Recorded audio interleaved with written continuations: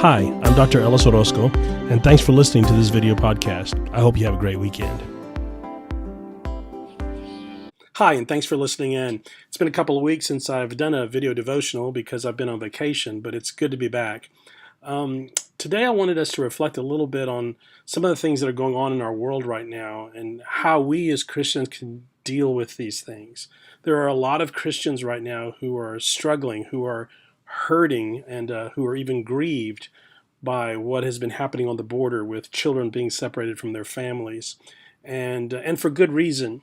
But I wanted to talk not about policy or about politicians or even about politics. I wanted to talk a little bit about how we can reflect this weekend on ways that we as Christians can respond to this and how we can deal with it in our own personal lives. The turmoil and the struggle that you might be feeling. Those feelings are the things I wanted to focus on this weekend and maybe help you with. I don't know a lot about policy. I don't know a lot about immigration or about politics, to be honest with you.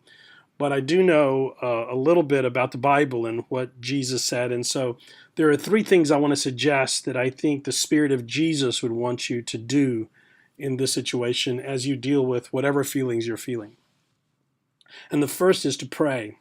And I don't like it when people put the word just in front of pray or prayer, like just pray, because prayer is the most powerful force you have at your disposal. And so I want to encourage you to pray. Now, not just haphazardly, but I want you to pray very specifically and very pointedly, to pray for your leaders. The Bible tells us to pray for our leaders.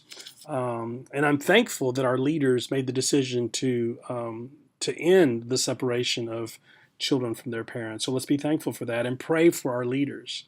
The second is to pray for the widow and the orphan. The Bible tells us that this is what it means to be religious, in fact, is to care for the widow and the orphan.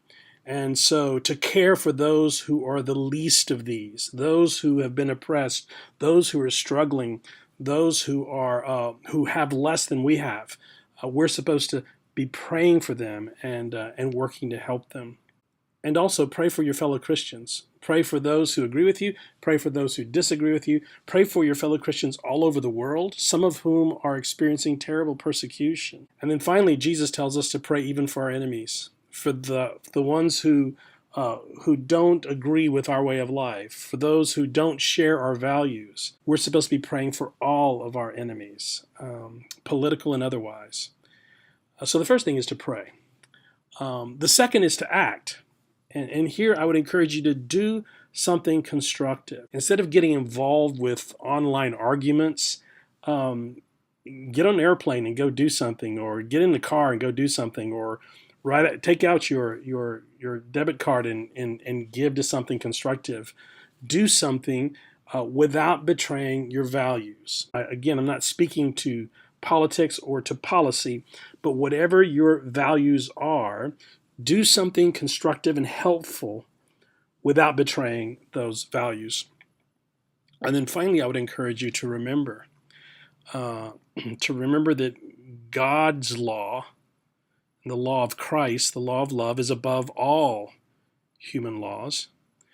To remember that God is in control of all things, no matter how desperate things may seem, no matter how dark things may get for you, no matter how grieved you might be.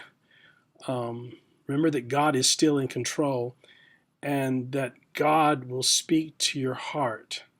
He will bring peace to your heart if you're willing to give him the space to turn off all of the electronics and to give him the space to speak to you.